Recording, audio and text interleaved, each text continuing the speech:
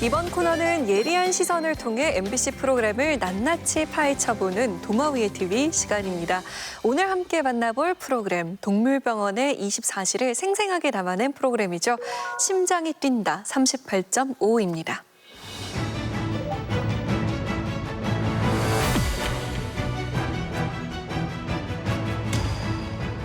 자, 인간과 동물의 행복한 동행을 꿈꿉니다. 심장이 뛴다 38.5 환영합니다. 우리 사람도 갑자기 아프면 응급실을 찾듯이 동물들도 아프면 찾는 곳이 있습니다. 병원에 오자마자 의료진을 긴장시킨 이 친구. 5살 자몽입니다. 진돗개한테 물렸는데 그거에 대한 트라우마도 아직 있을 거고. 손 쓸 틈도 없이 벌어지는 개물림 사고. 자몽이도 보호자랑 외출했다가 사고를 당했답니다. 왼쪽 오른쪽 배를 모두 물리긴 했지만 상처가 아주 깊진 않은 상황. 네, 거기서 이제 감염된 균들이 계속 증식하고 전신으로 이제 폐혈증 같은 게 생길 수도 있고. 정말 큰일 날 뻔했어요. 진짜. 굉장히 목줄은 정말 꽉 쥐고 다니셔요. 특히 대형견 견주분들은. 숨 돌릴 새도 없이 또 발생한 응급 상황. 심각한 통증에 몸부림치는 이 환자는 10살 달마입니다. 서서히 드러나는 핏덩어리, 큰 혹입니다. 피부에 출혈이 동반된, 궤양이 동반된 혹이 있습니다. 보호자는 달마에게서 눈을 떼지 못합니다. 이렇게 될 때까지 왜 몰랐을까요? 미안한 마음뿐입니다. 여러 장기에서 전이가 확인이 됐다고 할 경우에 수술을 진행하시겠는지도 결정이 필요합니다. 아니 저 정도까지 될 줄은 꿈에도 나도 생각 못한 거지. 사람으로 말하면 얼마나 아팠겠어 얘. 사람한테 미안하지. 동물의 시간은 사람과는 다른 속도로 흘러갑니다. 고령의 나이에 접해지면 더 이상 예쁘지도 않고. 그런 노령 동물에게 특히 더 관심을 쏟는 박정윤 수의사. 그녀의 이야기를 만나봅니다.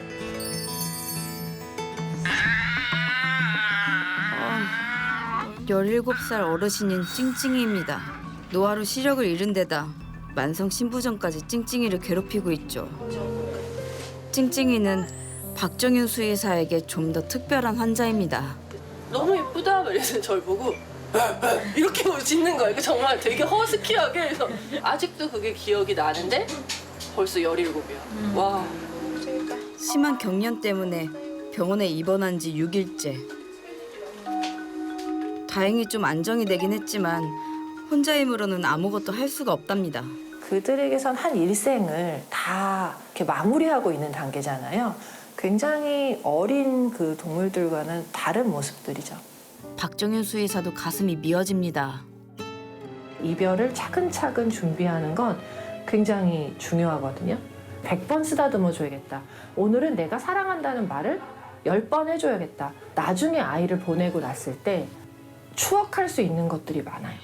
심장이 뛴다 38.5는 최일선에서 애쓰는 수의사들을 통해 동물과 함께 살아가는 의미와 건강하게 공생하는 방법에 대해 생각해보는 프로그램입니다. 위원들은 이런 기획 의도가 방송에 잘 담겼다고 보시나요? 기획 의도가 굉장히 잘 담겼다고 생각을 하고요. 그 매 회차마다 항상 그 기획을 잘하고 섭외를 해서 내용을 굉장히 밀도 있게 만들어내는 것 같아요. 가령 응급실 38.5 같은 경우는 반려동물 안락사라든가 이제 그 정기 검진의 중요성, 뭐 이제 또 동물 학대 문제 그때그때 굉장히 중요한 이슈들을 항상 다뤄주고 있는 것 같고요. 나는 수의사다 같은 경우는 동물권의 최전선에서 이제 어떤 기술을 개발한다거나 동물 보호를 힘쓰는 그런 수의사들에 대한 어떤 존중을 불러일으키는 방식으로 이 동물권과 이 수의사라고 하는 직업이 얼마나 좀 불가분 관계인가를 굉장히 잘 보여주고 있는 것 같습니다. 그래서 저는 약간 걱정되는 거는 이 정도 밀도로 얼마나 만들 수 있을지는 잘 모르겠어요. 그만큼 매 회차마다 계속해서 제작진들이 정말 고민해서 찍는구나라는 걸 느끼는 프로그램이었습니다. 기존의 동물 프로그램과는 차별화가 확실히 돋보이잖아요. 이야기의 중심이 이제 수의사가 되다 보니까 공중보건 수의사들의 역할이 어떠한지 또 전반적인 어떤 생태계 유지의 중요성까지 차별화된 이야기가 담겨있는 프로그램이다라고 할 수가 있어요. 가령 이제 응급실 38.5 코너만 보더라도 특수 목적견들의 사회적인 기여 이런 이야기 또 해양동물의 죽음 원인을 분석하는 게 왜 중요한가 굉장히 이런 폭넓은 이슈를 담아내는 프로그램이 프로그램이다라고 생각을 하고요. 기존의 동물 프로그램에서 우리가 이제 항상 문제점으로 자주 지적되던 동물 시점의 자막이라든지 내레이션 등의 어떤 자기적인 장치를 통해서 동물들을 좀 귀엽게 묘사하고 사랑스럽게 묘사하고 이런 관습들 또는 이제 동물이 학대당하는 장면들을 통해서 어떤 분노를 자극하는 그런 원초적인 연출 이런 것과 거리가 멀어요. 인간의 노력에 초점이 맞춰지고 이제 동물들의 회복을 좀 더 강조하는 프로그램이다 보니까 기존 동물 프로그램보다 확실히 좀 진보한 프로그램이다라고 생각을 했습니다. 그러니까 지금 동물의 생명을 살리기 위해서 고군분투하는 수의사에게 초점이 있는 프로그램이고 그들의 어떤 노력을 통해서 동물과 공생하는 삶을 꾸밈없이 보여주겠다라는 것이 기획 의도라면 그것은 굉장히 잘 살아있다라는 생각이 듭니다. 그리고 이제 뭐 매회 유명인들이 나와서 아주 짧게 동물권에 대해서 관심을 촉구하거나 유기견 입양에 대해서 이야기한다거나 혹은 패트킷을 전하는 그런 코너도 있는데 저는 이것도 그냥 프로그램 취지와는 잘 맞는다고 생각이 들었어요. 그런데 다만 이 프로그램이 아무래도 응급한 외과 수술 중심으로 이루어지고 있거든요. 그러다 보니까 이제 위중한 상태의 동물들이 많이 등장하고 프로그램의 분위기가 약간 무겁다라는 생각이 들어요. 시종일관 중한 상태의 동물들이 들어와서 굉장히 긴급하게 진행되는 그런 내용이 많다 보니까 시청자들에게는 무엇을 주려고 하는 것인가라는 생각이 약간 좀 들거든요. 거기에 더해서 이제 그것을 바라보는 어떤 사람들의 죄책감을 자극하는 장면이 조금 많다는 생각이 들었어요. 네, 얼마나 힘들었을까 그 생각을 하면 이제 더 이상 마음의 상처를 안 받았으면 좋겠어요. 사람으로 말하면 얼마나 아팠겠어 얘. 사람한테 미안하지. 뭐 어디가 아파 수술할 거야? 이런 상황이 아니고 하프 입장에서는 그냥 당하는 거니까. 그냥 짠하죠. 가족이요. 맞아요.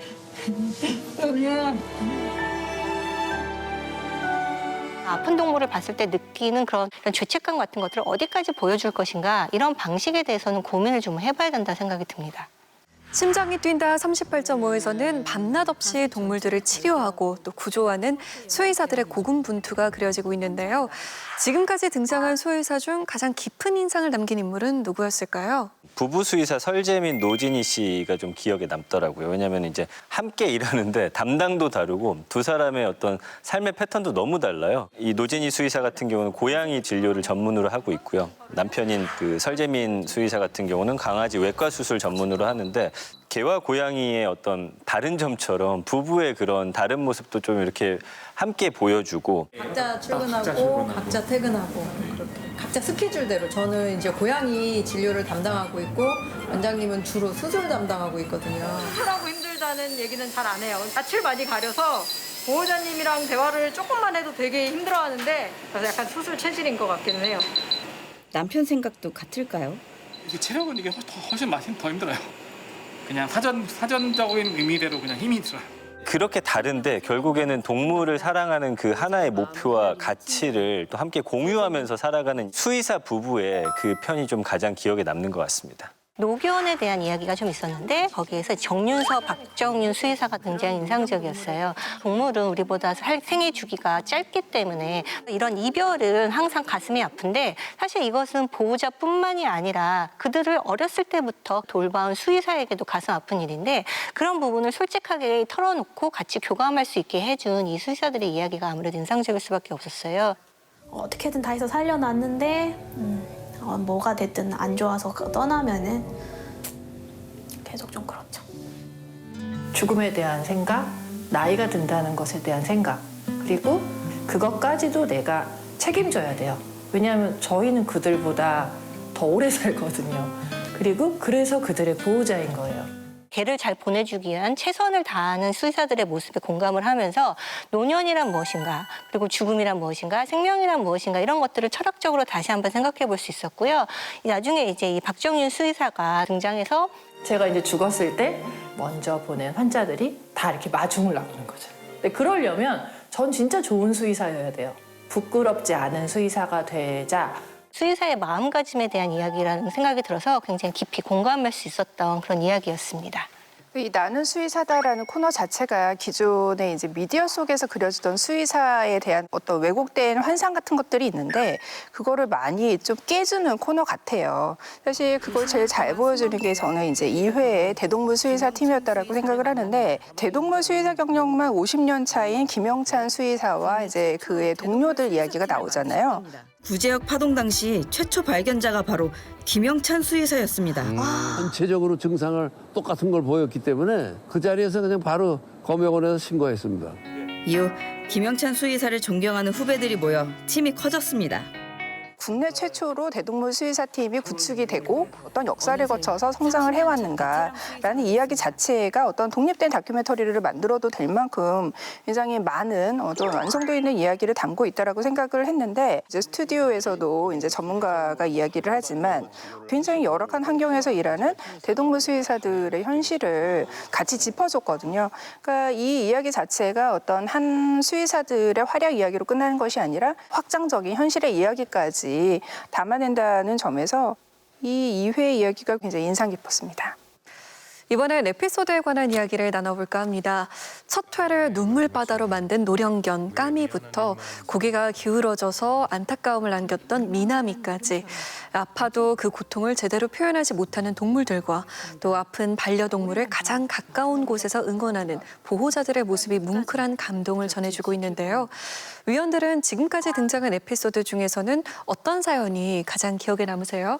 저는 학대당한 길고양이 루시의 사연이 제일 기억에 남는데 이 루시 사건 같은 경우에는 굉장히 그 좀 학대 피해 상황이 심각했기 때문에 언론을 통해서 다뤄진 사건이기도 해요. 뼈가 보일 정도로 깊은 상처들. 다리 감각은 끝내 돌아오지 않았습니다. 루시는 6개월입니다. 사람으로 치면 초등학생. 다리는 결국 잃게 됐습니다. 이 프로그램의 포맷 자체가 기존 동물 프로그램에서 우리가 학대에 대한 어떤 공분을 자아내는 그런 어떤 고발의 화법을 취하지 않고 하나의 생명을 구하기 위해서 애쓰는 수의사들의 노력 그리고 보호자들의 심정 이런 것들을 조금 더 세심하게 다루는 것 같아요. 그래서 이 프로그램에서 굉장히 인상적인 것은 긴 시간 동안 수술을 받고 이제 동물들이 마취해서 깨어날 때 회복실 앞에서 같이 걱정하면서 지켜주는 수의사들의 모습이 자주 등장을 하거든요.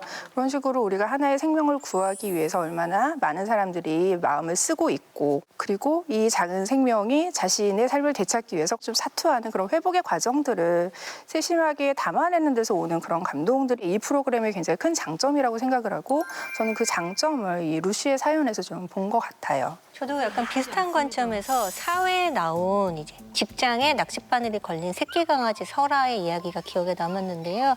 이것이 자연적인 상황에서 일어난 것이 아니고 학대 의심 정황이 있다라고 했기 때문에 사실 더욱 마음이 아팠고 무거운 마음으로 수술을 시작하는 설재민 수의사.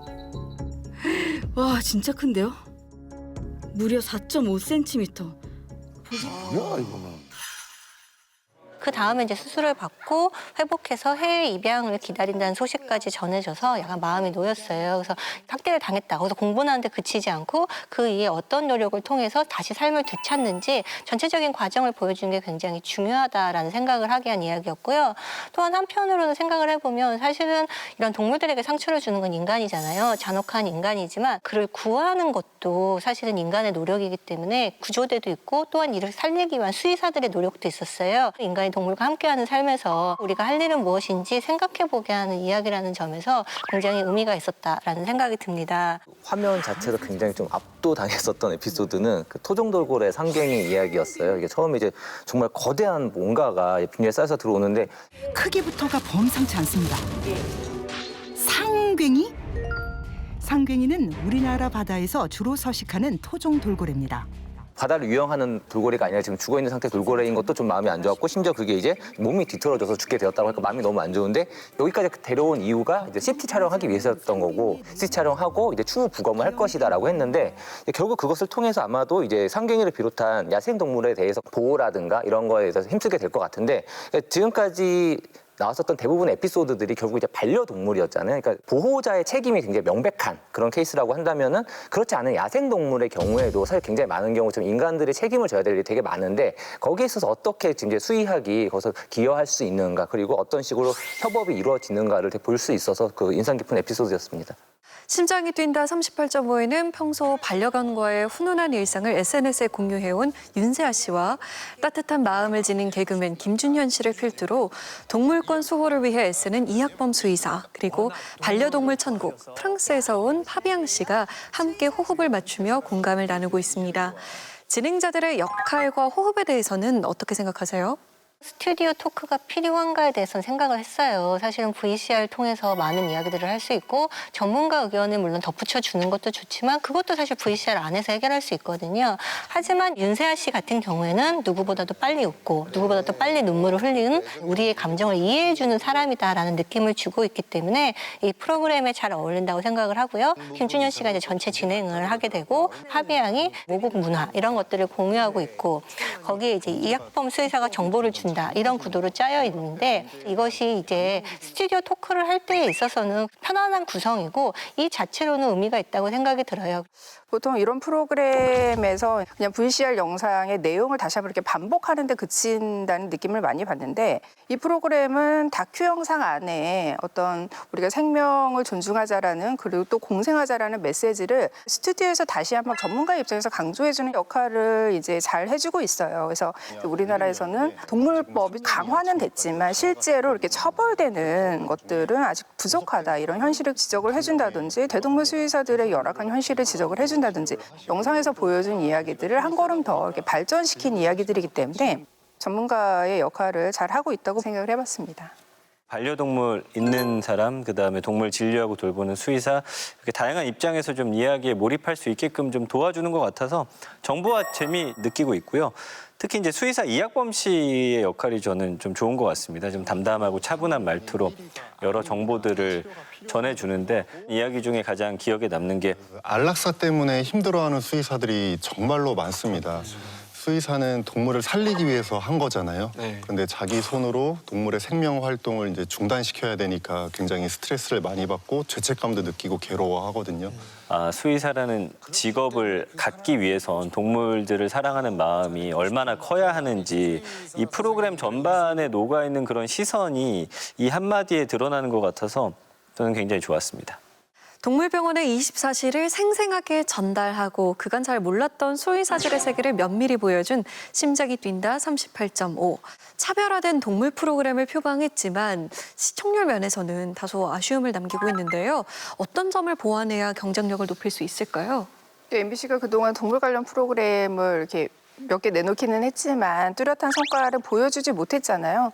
근데 굉장히 좀 차별화된 소재를 내세웠고 오랜만에 좀 동물 관련 프로그램에서 새로운 담론을 보여주는 프로그램의 등장이다라는 점에서 저는 굉장히 이 프로그램을 좀 지지를 하게 되거든요. 그래서 이게 저희가 본 시점에서 4회까지 봤는데 4회만의 어떤 시청률 성과를 따지기에는 좀 미안한 프로그램이다. 이 프로그램이 좀 자리 잡을 수 있게 조금 더 응원을 보내주는 게 더 중요한 것이 아닌가라는 생각이 들고 이 여기에서 이제 시청률 때문에 이제 3회부터 코너 구성이 약간 바뀌었어요. 셀럽들이 출연하는 그 더 가까이 캠페인이 이제 중간에 자리를 잡았는데 간결한 메시지를 밝게 전달한다는 측면에서 이 프로그램의 어떤 어두운 색채를 순화시킬 수 있는 코너라고도 생각을 하는데 이게 한편으로는 가운데 오니까 좀 튀더라고요. 그러니까 전반적으로 다큐 영상 안에 자연스럽게 메시지를 녹여내는 프로그램인데 이것은 캠페인이다 보니까 조금 더 이렇게 직설적인 메시지를 내세우고 프로그램의 어떤 일관된 정체성을 좀 약간 흐리는 코너가 아닌가 싶어서 만약에 셀럽들의 이야기가 좀 필요하다면 조금 더 이 사연을 다큐멘터리에 가까운 방식으로 개편을 하는 것은 어떤지 이런 생각을 해봤습니다. 이 프로그램이 이제 동물 치료와 구조 그리고 지속적인 건강 검진을 통해서 밝은 삶을 영위해 나가는 동물들을 보여주는 그런 긍정적인 방향이 있다는 것은 굉장히 좋아요. 하지만 그 방향에 가기 위해서는 지속적으로 아프거나 죽는 동물을 봐야 하거든요. 사실 거기에는 굉장히 감정적인 고통이 있는 것 같아요. 생명이라는 것이 얼마나 중요한지를 보여주기 위해서 이런 동물들을 보여주는 것은 굉장히 의미가 있지만 동시에 우리가 이것들을 어떻게 감정적으로 충격을 주지 않고 진행될 수 있는지에 대해서는 사실 깊은 생각을 해야 된다고 생각합니다. 조금 더 밝은 메시지를 받아들일 수 있도록 해서 이 프로그램이 갖고 있는 어떤 무거운 그런 느낌을 좀 상쇄해야 될 필요가 있다는 생각이 들어요. 가장 큰 벽은 제목입니다. 제 생각에는. 프로그램이 처음에 시작할 때도 길 가는 시민들한테 38.5 뭐라고 생각하세요 하는데 분노의 온도요? 지구온난화가 연상이 되는데. 사랑의 온도요. 처음 들어봤어요. 그 희민 생각이 딱 제 생각이었어요. 물론 알고 보면 굉장히 따뜻하고 의미 있는 제목이에요. 근데 사람들이 이게 무슨 프로그램인지 알고 접근하기는 너무 어렵다고 생각을 해요. 지금 바꿀 수는 없겠지만 이 심장이 뛴다 38.5가 만약에 시즌제를 염두에 두신다면은 다음 시즌에서는 조금 더 이제 그 제목을 접근성을 높이고 프로모션을 좀 더 강화하신다면 저는 시청자들 사랑을 받을 만한 부분이 많다고 생각을 합니다. 좀 안타깝게도 요즘에 이렇게 좀 잔잔하고 감동적인 서사의 어떤 스토리 프로그램이 큰 관심을 받는 그런 지금 분위기는 아닌 것 같아요. 그래서 오히려 이 안에서 우리가 느꼈던 어떤 감동, 슬픔, 애환 이런 것들을 짧은 클립을 통해서 온라인에도 좀 많이 배포할 필요가 있는 것 같고요. 그리고 이제 동물을 키우는 데 있어서 여기서 나오는 정보들이 있거든요. 그런 부분을 오히려 좀 짧게 편집해서 그런 다양한 버전으로 올리면 어떨까. 그래서 일단 온라인을 통해서 좀 관심을 높이고 프로그램에 대한 관심으로 좀 이어지게끔 하는 그런 전략이 좀 필요하지 않을까라는 생각을 해봤습니다. 수의사와 반려동물 가족들의 가슴 뭉클한 이야기를 담고 있는 심장이 뛴다 38.5. 앞서 나온 이야기에 귀 기울여 따뜻한 공감을 나누며 동물권 향상에 이바지하는 프로그램이 되기를 기대하겠습니다.